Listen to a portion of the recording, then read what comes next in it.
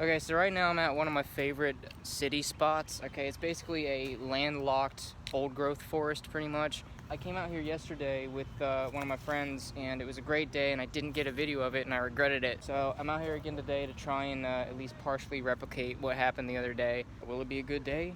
Who knows? Let's find out. So yeah, this park I'm at is actually, it's known for being probably the best place in Memphis to find copperheads. I'm really hoping to see one of those today. Awesome, that's one of the things I was hoping to see today. This is a little ringneck snake. Awesome. Beautiful little dudes. I actually saw one of these under my tin site recently, so this is nice. So it's a good start to the day.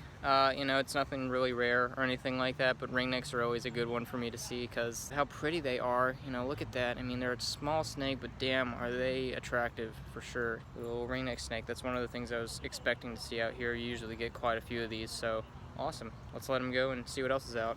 First snake in a matter of minutes. I think that's a good sign. Hopefully we'll keep this friction going. So I don't know if y'all can see that, but there's a garter snake right there. I'm gonna try and get him. See him right there? 3, 2, 1. Got him. All right. Boom, garter snake. That's another one of the common species we get at this spot. Eastern garter snake. He is obviously not too thrilled with me catching him. But what a snake. I mean, that is a pretty old snake, you know? Oh, he is crapping everywhere like they usually do. Now, a lot of people actually, you know, they don't know this, but garter snakes are actually venomous. It's kind of the same sort of way that a hognose snake is venomous. They have little fangs all the way in the back of their mouths. They don't really have holes that they inject the venom into. They kind of have it mixed in with their saliva through something called a Duvernois gland. It's not harmful to humans. You know, if you get bit by one of these, it's not going to do much at all, if anything. Usually, if you're going to have a reaction at all, you're going to probably have to have some kind of hypersensitivity to venom of colubrids and, you know, maybe any other snake. Just the fact that, you know, one of the most common snakes in North America and is always revered as like super harmless and non-venomous is actually venomous. Still harmless, but they are venomous, so pretty interesting. Let's get some pictures and videos and let our little friend here go. Awesome stuff. We're kicking off the day pretty well. You know, funny thing, the zoo here actually does some research. Well, someone that's associated with the zoo that studies at U of M, I think, I can't remember, but she actually does copperhead research out in this park because there's so freaking many of them, and you know, there's questions that need to be answered about them. And I happened to find one of their trapping sites one day. So, you know, I'll always poke around here and just see what they've got going on and see if anything's in the traps. You know, I don't mess with it or anything because it's their research and I don't want to mess with it, but they actually do have something in the trap today, so let's take a look. So what they've got in the trap right here, it's not a snake, but 2 broad-headed skinks. Both of them are males, you can see, kind of. Now they've got the really big, fat red heads. So, you know, it's cool getting to see something like that. You know, their traps are actually producing stuff, so best of luck to them. Let's see if we can get a copperhead. All right, so y'all got to see this. This is incredible. I look down here and, you know, I noticed this shed skin. I'm sure you can probably see what this is from. And a lot of the times what you can do if you see the shed skin of a snake, if you look in, you know, just the general area, a lot of the times you can find the snake. So I was like, let me try that. And oh my goodness, look at how beautiful that copperhead is. That is one of the prettiest and most vibrant copperheads I've ever seen in my life. I'm actually gonna get some in situ shots of this because, I mean, he's just in a perfect little coil right there, you know.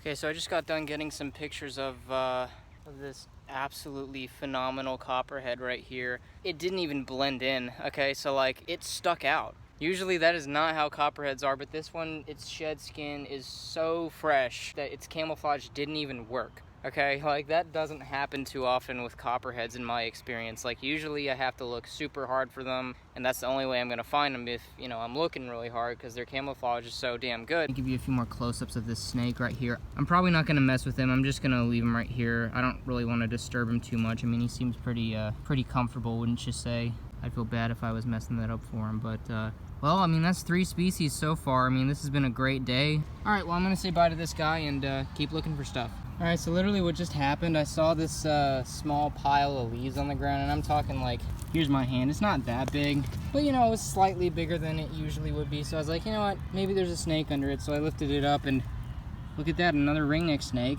This one's a good deal bigger than the last one I found.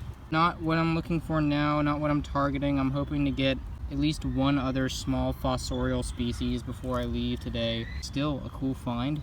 He's in his opaque cycle, so he's not too bright on the underside because of that, but still a nice looking snake. All right, let's let him go and see what else is out. Okay, so I really mean this when I say, where did it go? So here's the shed skin of another snake right here.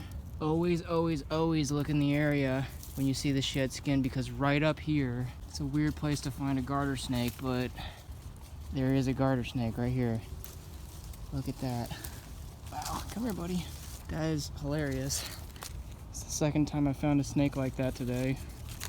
This one's either gravid or it has a, oh yeah, this one's definitely gravid. This is a gravid female for sure. You can feel a bunch of babies in there.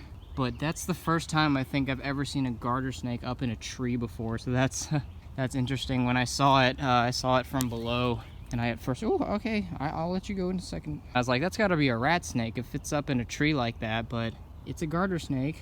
This snake right here. Man. So I'm gonna keep looking for a little longer, but I'm probably gonna call it a day soon because I've got to go to work pretty soon. Let's let this guy go, or girl, because it's pregnant.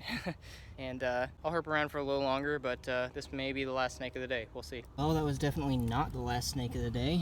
This is a ringneck snake. Once again, this is the biggest one yet. And this one too is also in its opaque cycle, as they usually are here. Most of the ringneck snakes in this park, for some reason, when I find them, they're usually in their opaque cycle, which is a little strange. But third ringneck for the day. This is actually turning out to be a really productive day for this park, so definitely happy about that. Let's keep looking. Push you back under your log, buddy. Boom, there he goes. All right, so I've got 20 more minutes to find at least one more snake, hopefully. Let's see if I can do it. Today's been a really awesome day so far. All right, so right when I thought all hope was lost and I was gonna have to go home only getting 3 species, I lift up this log, boom! Midwestern worm snake, just like that. This is awesome. I haven't seen one of these guys all year yet, so this is the first one of 2019 for me, and I couldn't be happier. It's beautiful. You know, it's bright pink / red, just out of shed probably, you know. Awesome looking snake. I'm gonna go ahead and get some DSLR shots of this guy because I don't have any really good quality ones of a worm snake. Yeah, this guy right here is a Midwestern worm snake. This park I'm in right now is actually one of the only places in Memphis that you can find these snakes. Why that is, I'm not sure. They're probably more widespread than I think they are. I just haven't found them in many places. Now, if you look at this tail right here, you can see his tail is really, really sharp. These snakes never bite, but what they will do is they'll take that tail and they'll poke it on you to try and freak you out. You know, it doesn't break skin or, you know, draw blood or anything like that, but it's just to kind of like, you know, freak you out to make you drop it. These guys burrow a lot, okay, so you can find them underneath rocks and logs that are slightly more implanted into the ground than others. They eat worms, hence the name worm snake. They don't only name them that because they look like worms, but they also name them that because they mainly eat worms. Really, really small and pointy head for digging. They lay eggs. They don't give birth to live young like some of the other small terrestrial snakes around here do. Now, that's pretty much all you gotta know about the worm snake for the most part. Cool stuff. Really happy I got this. This is the 4th species for today. This has been a killer day at this park, and couldn't ask for better. There you go, buddy. Back under your log. Sweet. Awesome. Let's get out of here.